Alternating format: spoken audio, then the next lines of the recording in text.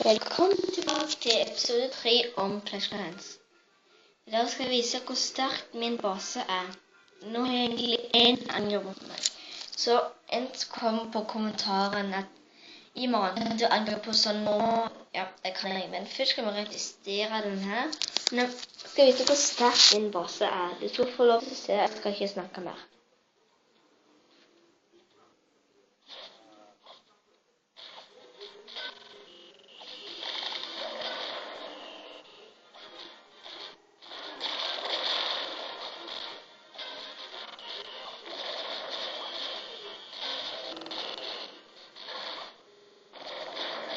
Jeg vet det er litt lag her.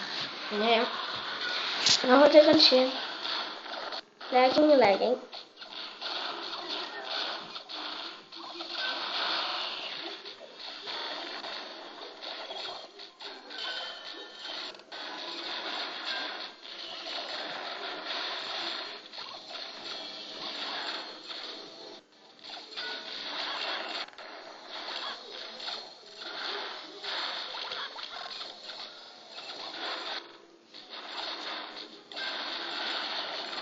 Og så gjør det her litt. Jeg gidder ikke vente hele dagen om dette her.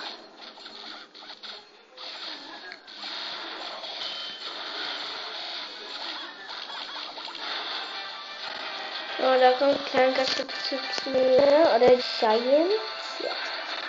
Kan du se? Sånn jeg vant, ja.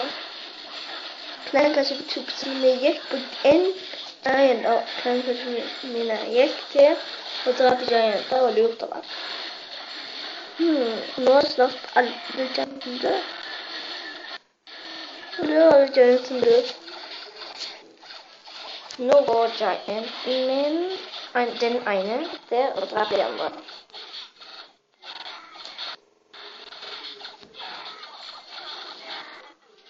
Jeg vet alle sammen, jeg bytter klan.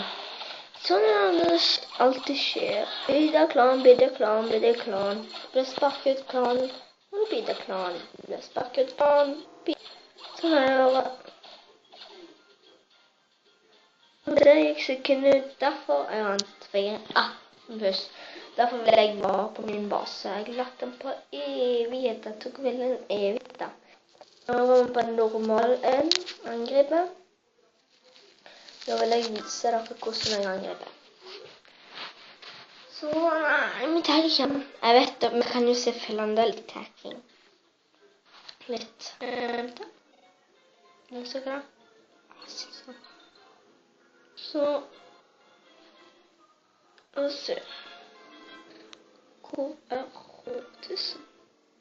Så ingen er i råden sin der. Så slutt følge det. Så ikke bra. De er veldig gode til sluttfølgene, vet du. Jeg har alltid ganske meg.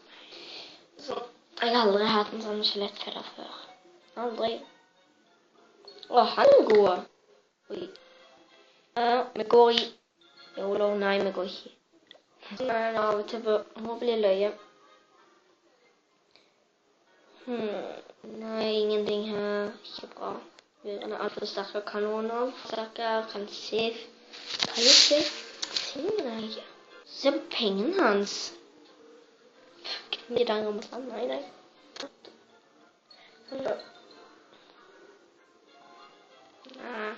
alt for god base, og alt for god granate. Den er litt. Du skal noen kanoner. Nei, jeg vil ikke ha kanoner på spill. I hvert fall murer, det er vel ikke forsinket meg. Nei, murene er for. Det er bare sånt, kanskje. Mange blir vanskelige. Jeg vet i dag det. Martin er ikke med meg i dag. Han skal en sted, og han har jo jul, og så vil jeg si til alle. Dere går jul og godt nyttår.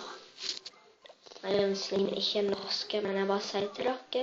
De som følger med på videoen nå. Han kan være god, han. Vi går ut. Vi går på. Hæ?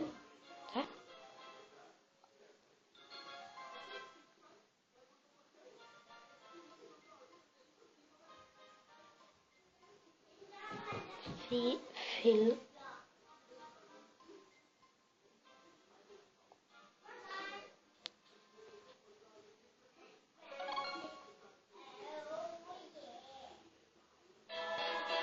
Så ikke jeg må restarte spillet nå.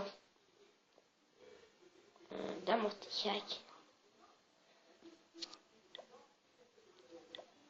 Hjemmegående ben. Altså, jeg klikker av til det her.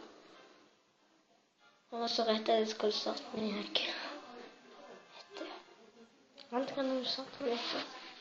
Selv er det så mange så vanskelige løp utkommende. Det er ikke jeg rik. Det er bare sånn et dritt på meg.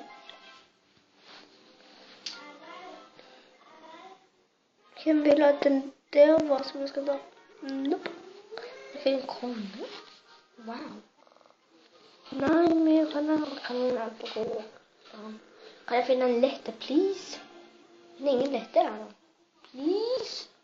En lette. Men selv. Oi, han er lett. Hva da? Jeg tar en YOLO. Her er alle filmene. Så han ser. Sånn så. Ser alle fellene der. Ja. Kom så. Det er en giant, og den skal egentlig gå der. Ta den ut. Den der bomben. Sånn ja. Og den skal giant gå der.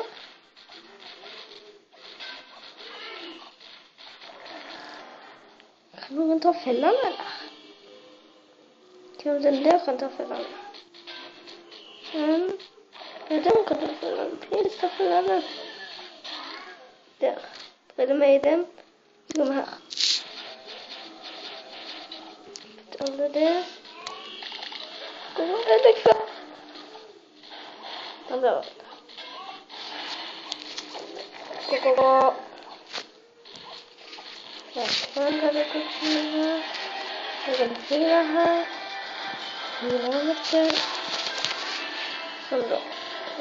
Her. Og sånn da.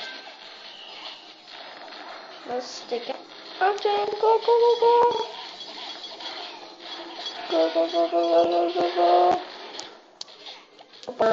Og Archer. Ikke Barbarian. Men så blir det ikke noe Archer her. Så det er minst. Jeg trenger en healer.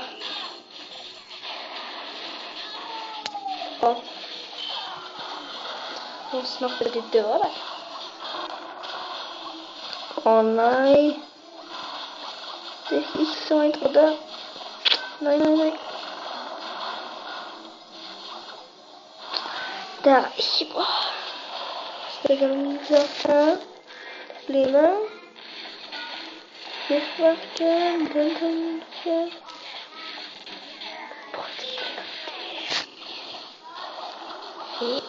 Hill? Det er mange. Hei, det kan være litt trist denne basen. Nei, jeg tror ikke vi triser denne basen. Nei, ballongen min dør. Nei. Hva skal jeg gjøre? Nei. Ingen del av basen. Vi fyller. For en ulykke. Hvorfor kunne ikke jeg tosgjøre den basen her? Hvordan da?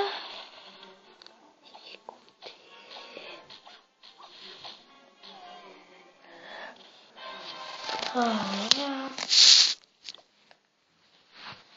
Dårlig. Sånn går over siste. Nå har jeg gjort det her. Som går hacker nå, eller? Ja, det. Det går hacker nå. Det kommer til å bli gøy.